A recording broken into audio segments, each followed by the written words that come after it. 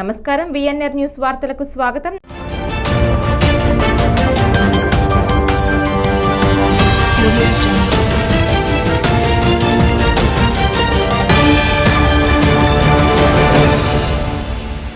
పులిచెర్ల మండలంలో స్వాతంత్ర దినోత్సవ వేడుకలను గురువారం ప్రజలు ఉత్సాహంగా ఉల్లాసంగా జరుపుకున్నారు.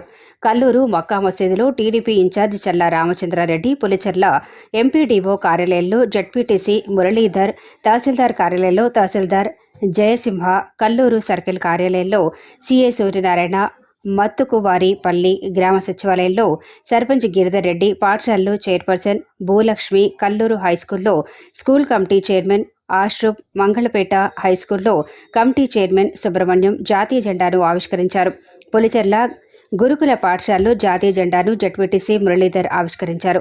పులిచెర్లలో జరిగిన కార్యక్రమంలో సర్పంచ్ రాణి, ఎంపీటీఓ రాజశేఖర్ బాబు, ఎంఈఓలు Siddaramaiah, Pokala Tatayya, principal Sunitha, vice principal Gautami, APO Shaukat, మండల స్థాయి అధికారులు పాల్గొన్నారు. అలాగే పాతపేట నన్నూరు వారిపల్లెలో అమృత సరోవర్లో భాగంగా ర్యాలీ నిర్వహించి జాతీయ జెండాను ఆవిష్కరించారు.